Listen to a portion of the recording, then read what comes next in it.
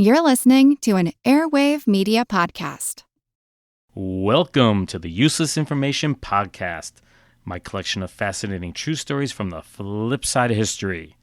My name is Steve Silverman, and today's story is titled, The Baby is in the Mail.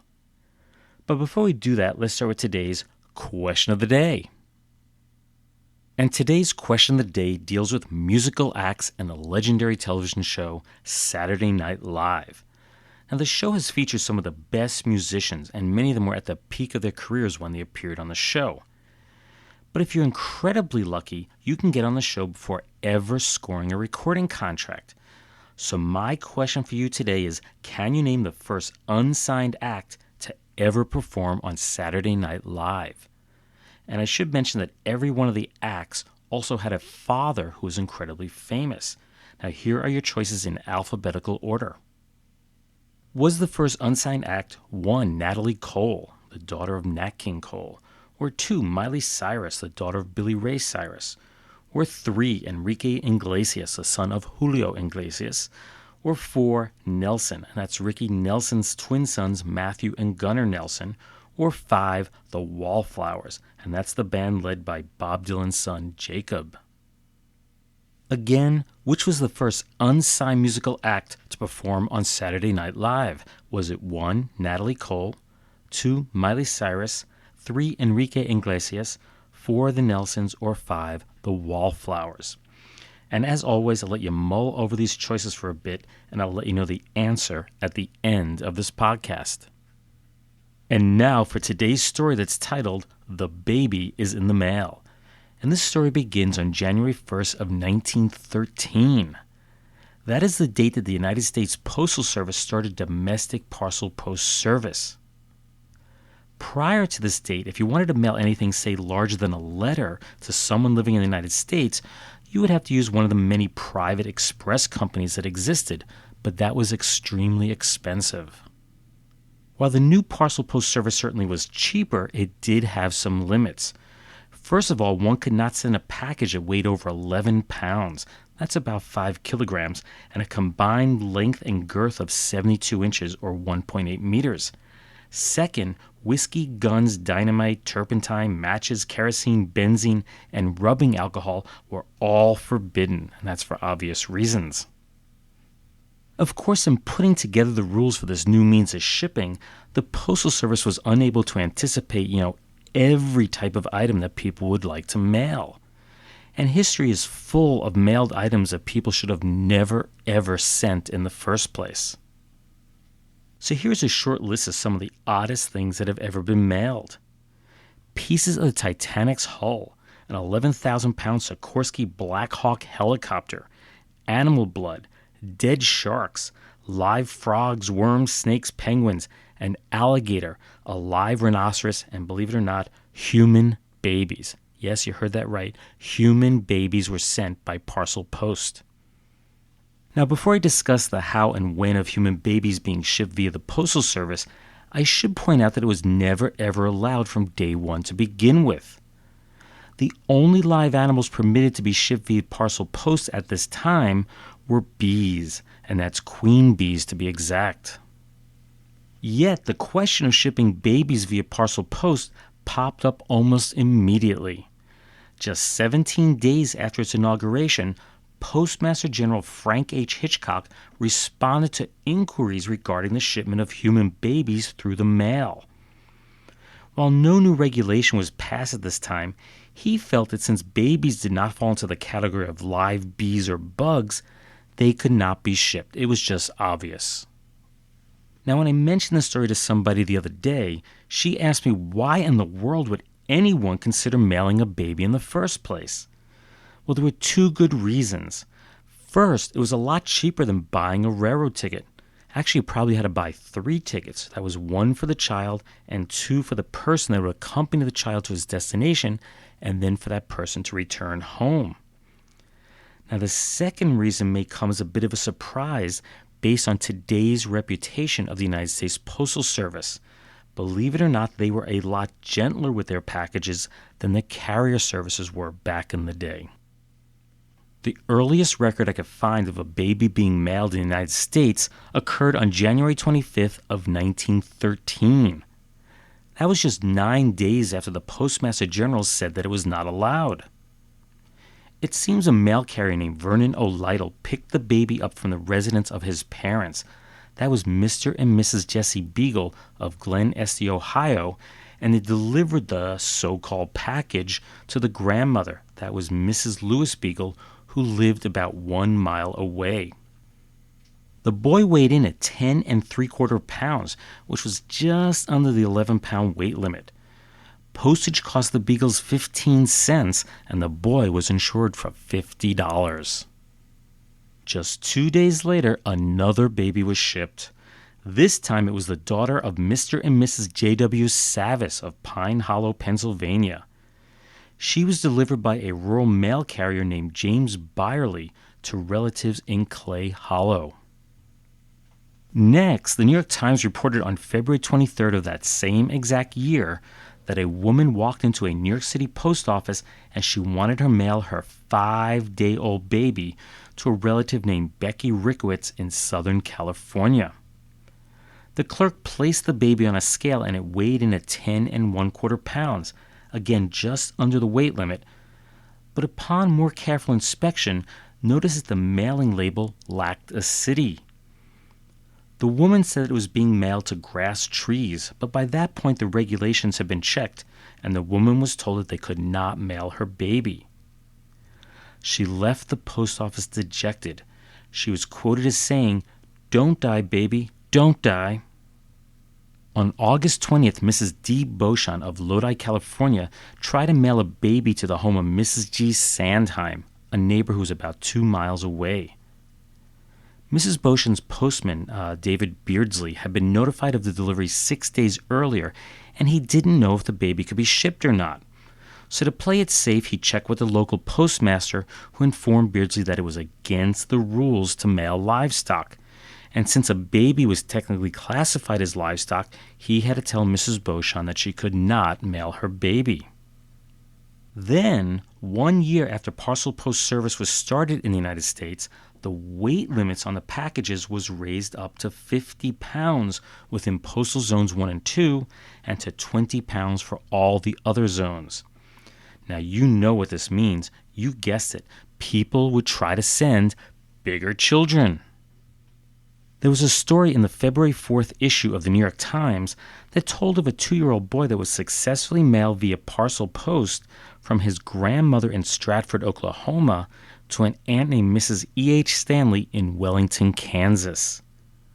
Her nephew had a tag around his neck with 18 cents of postage affixed, and it was reported that he had first traveled 25 miles to get to the railroad, and then he rode the line with the mail clerks to his final destination.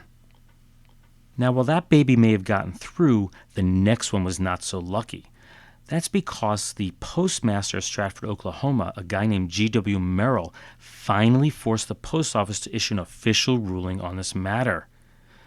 You see, it was reported that a man named J.B. Denton wished to send a 2-year-old child from Twin Falls, Idaho, to Stratford. And Merrill could find nothing in the rules and regulations of the postal system that said children could not be shipped.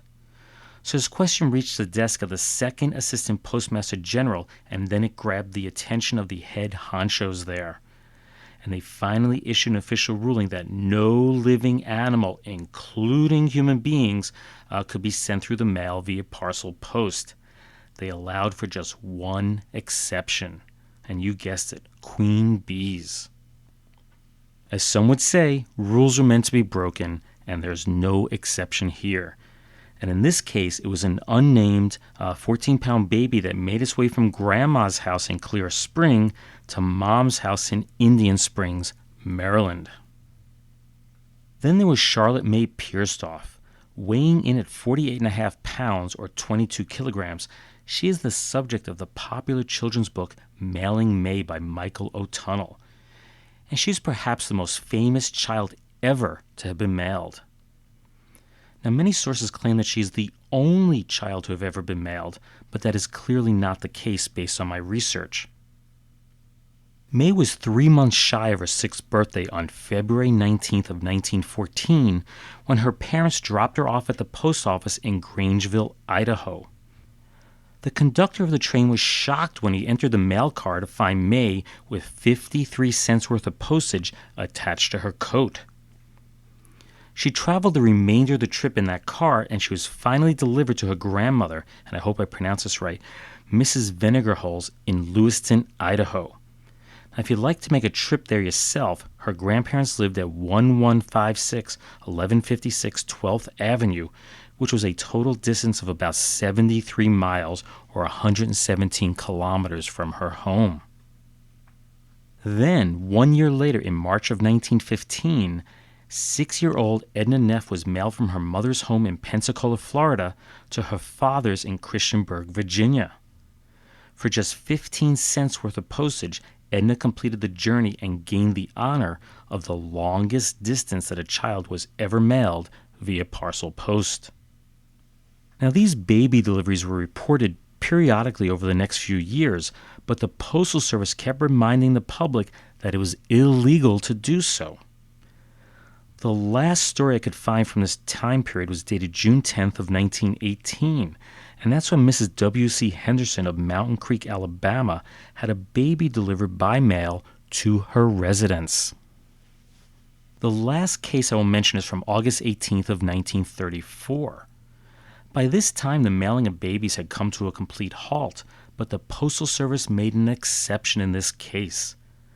You see, there had been about 200 non-union men working for about a week inside the Aluminum Company of America's plant, Alcoa, in where else but Alcoa, Tennessee. And due to a big strike there, these men could not get out, nor could anyone get in to see them. And the picketers outside the plant wouldn't let anyone or anything through the line. But there was one exception. That was the U.S. mail. And as a result, wives mailed packages of food and clothing to their husbands who were stuck inside the facility. So the wives of John Hood and James Hedge came up with a brilliant idea. Since the mail could get through unharmed, why not mail their children to the fathers for a brief visit? Postmaster Ben Inzer felt that, there'd be no harm in doing this, provided that the children were stamped and addressed in the proper manner. And that's exactly what they did. Big tags, make that really, really big tags, each stood more than half the height of the child, were tied around their necks, and the 2 children were successfully delivered. After a 2-hour visit with their dads, the the children, were mailed back home. So the next time you'd like to send your child on a long trip, just drop them off at the local post office and see what the postmaster has to say. My guess is that he or she will not be checking the regulation books this time. Instead, somebody will probably be on the phone trying to contact child services, with the intent of filing a complaint of neglect or abuse. Useless, useful, I'll leave that for you to decide. And now for a few words from our retro sponsor. One of the nicest ways I know of to start off a pleasant evening is dinner at the Pendle. Try it. The Pendle Hotel.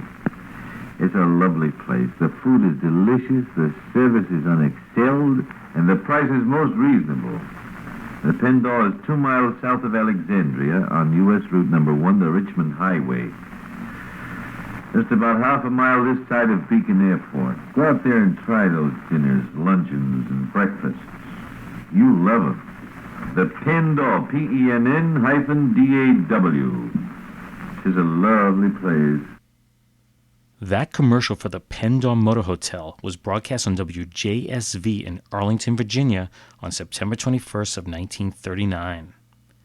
When the Pendle opened in 1927, it was the first motor court hotel on the east coast of the United States.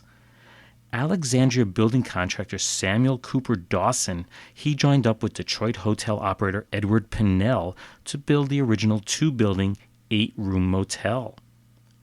Its unusual name came from the first syllable of each man's last name, Penn from Pinnell and Daw from Dawson. Just 2 years after opening, the Pendle was expanded to 6 buildings, each of which was named for a state along the East Coast. The entire place was remodeled in 1940, during which time its restaurant was expanded.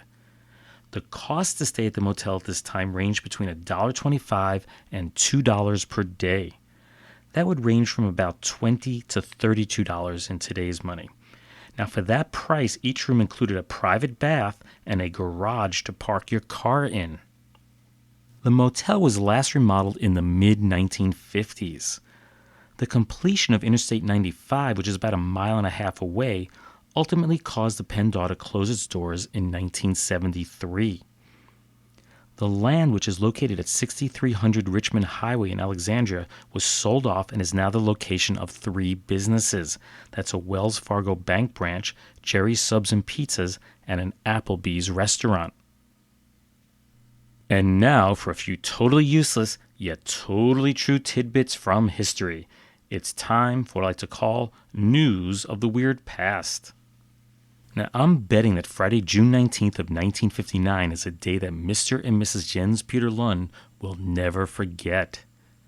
It all started at 8:37 p.m. when pregnant Mrs. Lund said, "It's time." And just 2 minutes later, they were in the car and on the way to the hospital.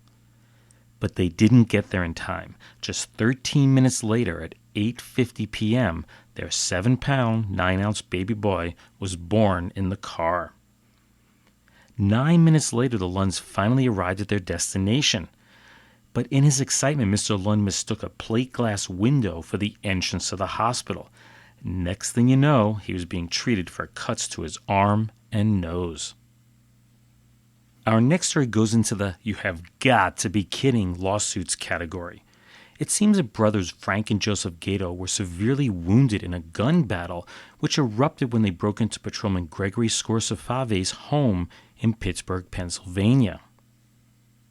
The bullet was removed from Frank's stomach by Dr. William Gates on February 28th of 1959.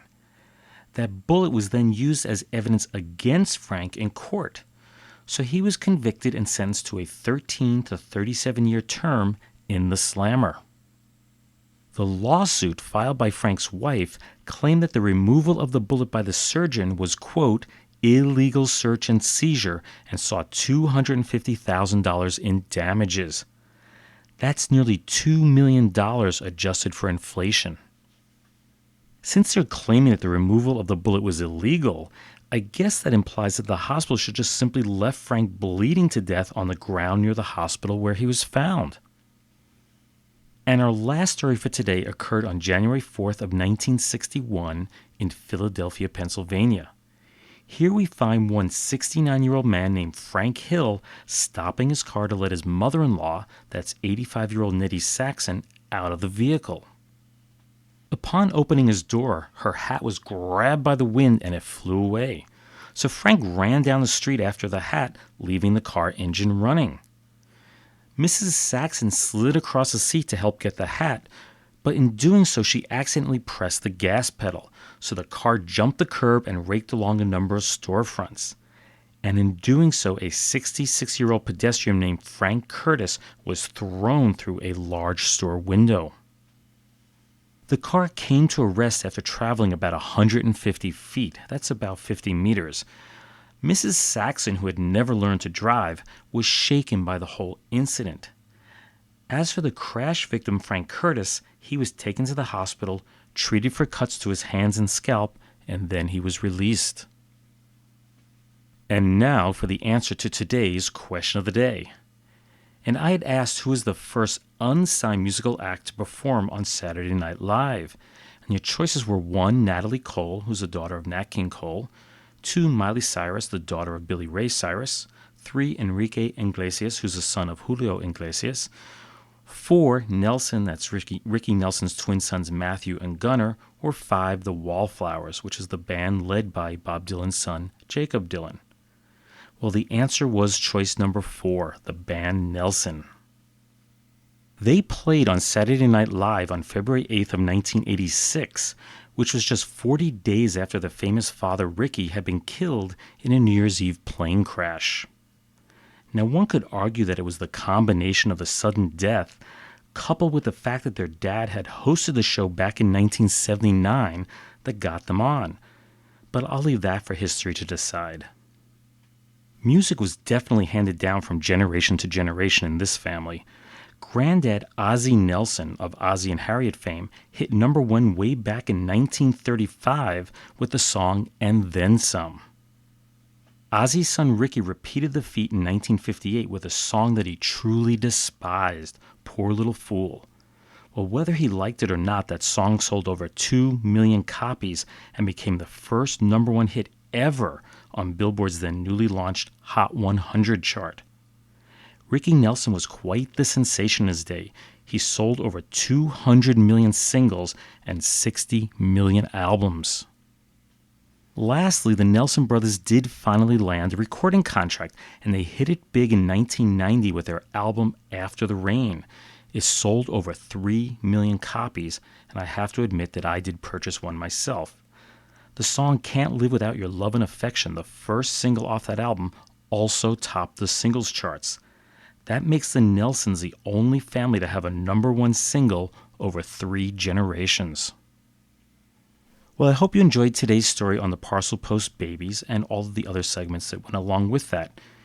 If you'd like to read more true stories just like these, please be sure to get a copy of one of my books. They are Einstein's Refrigerator and Lindbergh's Artificial Heart, both written by me, Steve Silverman, and they're available from your local bookseller, online, and from your local library.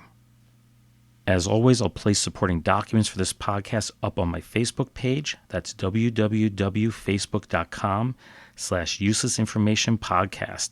That's all one word, Useless Information Podcast. Well, thanks for listening. I hope you tune in the next time. Bye.